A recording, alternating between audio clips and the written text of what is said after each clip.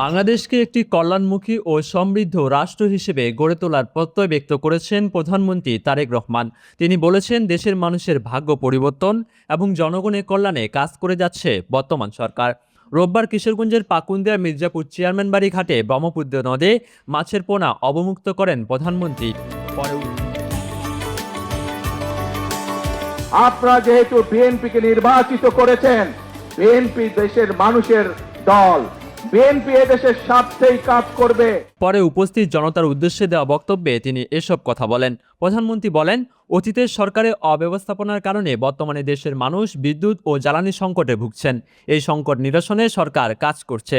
আগামী অধিবেশনে বিদ্যুৎ ও জ্বালানি সংকট সমাধানে 10 বছরের পরিকল্পনা জনসমক্ষে প্রকাশ করা হবে বলেও জানান তিনি। একই সঙ্গে রাজপথে কেউ যেন বিশৃঙ্খলা সৃষ্টি করতে না পারে সে বিষয়ে সবাইকে সজাগ থাকার আহ্বান জানান প্রধানমন্ত্রী। তিনি বলেন, এদেশের মালিক জনগণ, তাই দেশকে সমৃদ্ধ করতে জনগণকে এগিয়ে আসতে হবে। কল্যাণমুখী রাষ্ট্র গঠনে সরকারের বিভিন্ন উদ্যোগের কথাও তুলে ধরেন প্রধানমন্ত্রী তারেক রহমান। তিনি বলেন, খাল খননের ফলে কৃষকেরা পানির সুবিধা পাচ্ছেন, বাড়ছে মাছ চাষের সুযোগ। নারীদের অনার্স পর্যন্ত বিনামূল্যে পড়াশোনার পাশাপাশি উপবৃত্তির ব্যবস্থা করা হবে। এছাড়াও 1,20,00,000 শিশুকে বিনামূল্যে স্কুল ড্রেস ও স্কুল ব্যাগ দেওয়ার উদ্যোগ নিয়েছে বর্তমান সরকার। এর আগে কিশোরগঞ্জের কটিয়াদীর আসমিতা জজ ইনস্টিটিউশন মিনি মাঠে বর্ণাঢ্য আয়োজনে জাতীয় মৎস্যপক্ষ 2026-এর শুভ উদ্বোধন করেন প্রধানমন্ত্রী। রূপালী মৎস্যে স্বনির্ভর দেশ, সবার আগে বাংলাদেশ, এই প্রতিপাদ্যে আয়োজিত অনুষ্ঠানে মৎস্য খাতের উন্নয়ন, নিরাপদ মাছ উৎপাদন এবং মৎস্যজীবীদের জীবনমান উন্নয়নের উপর গুরুত্ব দেওয়া হয়। অনুষ্ঠানে জাতীয় মৎস্য পদক 2026 প্রদান করা হয়।